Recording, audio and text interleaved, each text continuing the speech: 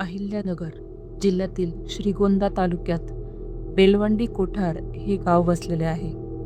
हे गाव ऐतिहासिकदृष्ट्या महत्त्वाचे आहे, कारण येथे पेशवे काळात धान्याची मोठी कोठारे होती, म्हणून गावाला कोठार हे नाव पडले. येथील मुख्य आकर्षणाचे आणि दहशतीचे केंद्र म्हणजे गावालगत असलेल्या निर्जन भागातील एक जुनी पडकी पारव अर्थात विहीर. ही विहीर काळ्या पाषाणात बांधलेली असून तिचे बांधकाम अतिशय खोल आणि चक्रावून टाकणारे आहे. आजूबाजूला असलेल्या जुन्या वाड्यांचे अवशेष आणि काटेरी झुडपे यामुळे या विहिरीला एक नैसर्गिक भयानपणा प्राप्त झाला आहे. या विहिरीबद्दल परिसरात अनेक कथा प्रचलित आहेत, ज्या ऐकून अंगावर काटा येतो. असे म्हटले जाते की अमावस्येच्या रात्री किंवा भर दुपारी जर कोणी एकटा या विहिरीच्या काठावर गेला आणि त्याने पाण्यात पाहिले तर त्याला स्वतःचे प्रतिबिंब दिसत नाही. त्याऐवजी त्याला एका अशा व्यक्तीचा चेहरा दिसतो जो अनेक वर्षांपूर्वी तिथे मृत्युमुखी पडला होता. गावकरी सांगतात की एकदा का तुम्ही त्या चेहऱ्याशी डोळे मिळवले तर ती शक्ती तुम्हाला स्वतःकडे ओढू लागते. स्थानिक गुराख्यांच्या मते रात्रीच्या वेळी या विहिरींच्या पायऱ्यांवरून कोणाच्या तरी चालण्याचा आवाज येतो. अनेकदा घुंगरांचा किंवा पैंजणांचा आवाज ऐकू येतो. जुन्या लोकांच्या मते पेशवे काळात एका नर्तकीचा या विहिरीत पडून किंवा पाडून मृत्यू झाला होता आणि तिचा आत्मा आजही त्या विहिरीच्या काळ्या पाण्यात अडकून पडला आहे. काही प्रत्यक्षदर्शींचे म्हणणे आहे की या विहिरीचे पाणी अचानक लालसर किंवा गडद काळे होते. जेव्हा पाण्याचा रंग बदलतो तेव्हा आजूबाजूच्या परिसरात एक विचित्र प्रकारचा उबट वास येऊ लागतो. पक्षी देखील त्यावेळी विहिरीच्या वरून उडणे टाळतात. एका जुन्या कथेनुसार दुष्काळाच्या काळात जेव्हा सरकारी कोठारातून धान्य चोरण्याचा प्रयत्न झाला तेव्हा काही चोर या विहिरीत लपले होते, पण सकाळी ती विहीर पूर्णपणे पाण्याने भरलेली आढळली आणि त्या चोरांचा पत्ता लागला नाही. तेव्हापासून असे मानले जाते की ही विहीर कोठाराची रक्षक आहे आणि चुकीच्या हेतूने तिथे जाणाऱ्याला ती कधीच परत येऊ देत नाही. तर ही गोष्ट आहे साधारण 2 वर्षांपूर्वीची.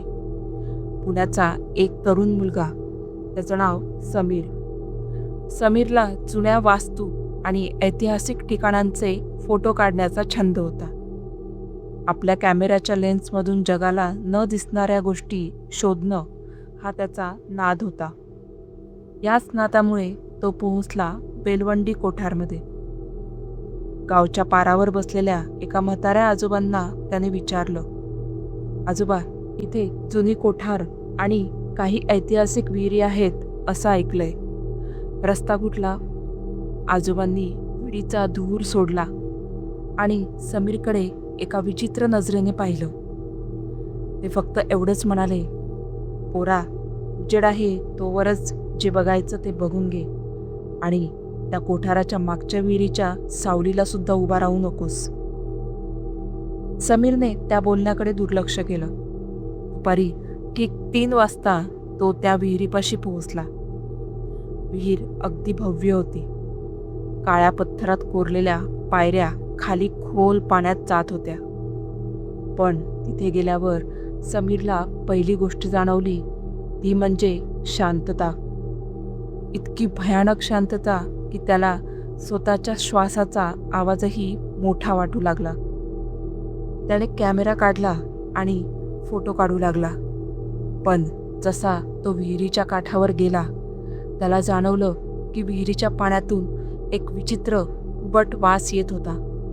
जणू तिथे काहीतरी कुजलं असावं. समीरने विहिरीच्या पाण्यात वाकून पाहिलं. उन्हाचा कडाका असूनही विहिरीचं पाणी काळं कुट्ट दिसत होतं. त्याने आपलं प्रतिबिंब पाहण्याचा प्रयत्न केला, पण त्याला जे दिसलं त्याने त्याच्या हातातील महागडा कॅमेरा थरथरू लागला. पाण्यात समीरचं प्रतिबिंब दिसत नव्हतं.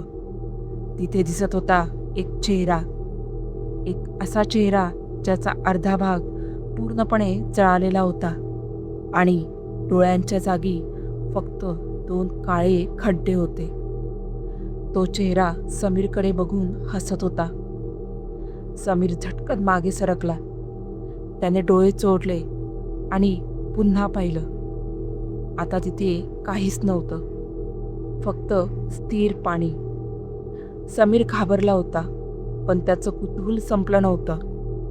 तो तिथून निघणार इतक्यात त्याला पायऱ्यांवरून कोणाचा तरी चालण्याचा आवाज आला आणि त्यासोबतच पैंजणांचा देखील आवाज.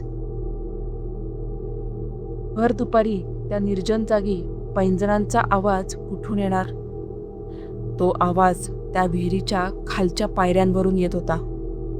समीरने हिम्मत करून कॅमेरा खाली झुकवला आणि नाईट विजन मोड ऑन केला. कॅमेऱ्याच्या स्क्रीनमध्ये त्याला दिसलं की पायऱ्यांवर पाण्याचे ओले ठसे उमटत होते.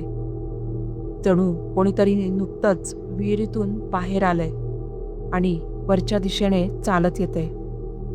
पण तिथे प्रत्यक्षात कोणीच नव्हतं. आता समीरच्या अंगावर काटा आला होता. त्याने आपलं सामान आवरलं आणि गाडीकडे पळू लागला. पण त्याची गाडी सुरूच होईना. इकडे सूर्य मावळतीला गेला होता आणि अंधार पडू लागला होता. अचानक त्याला विहिरीच्या बाजूच्या झुडपातून कोणीतरी हाक मारली. तो आवाज अगदी त्याच्या आईसारखा होता.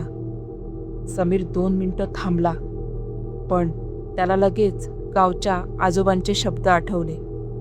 त्याने गाडीला जोरात किक मारली आणि कसाबसा तिथून पळाला. आरशात पाहिल्यावर त्याला दिसलं की विहिरीच्या काठावर तीच जळालेला चेहरा असलेली आकृती उभी होती. समीर त्या रात्री कसा तरी पुण्यात पोहोचला, पण घरी आल्यावर जेव्हा त्याने कॅमेऱ्यातले फोटो लॅपटॉपवर टाकले तेव्हा त्याचं रक्त गोठलं.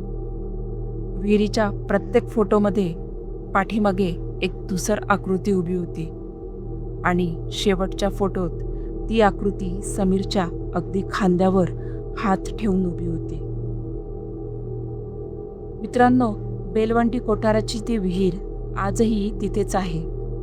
गावकरी म्हणतात की ती विहीर म्हणजे एका अतृप्त आत्म्याचं घर आहे.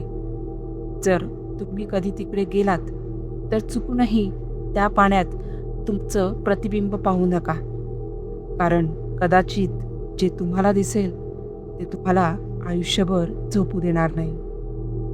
तुमच्याकडेही अशा काही भयानक कथा असतील किंवा तुम्ही कधी अशा ठिकाणांना भेट दिली असेल तर कमेंटमध्ये नक्की सांगा. व्हिडिओ आवडला असेल तर लाईक करा आणि आपल्या अकस्मात मराठी हॉरर स्टोरीज चॅनलला सबस्क्राईब करायला विसरू नका. पुन्हा भेटूया अशाच एका थरारक अनुभवासोबत. तोपर्यंत धन्यवाद.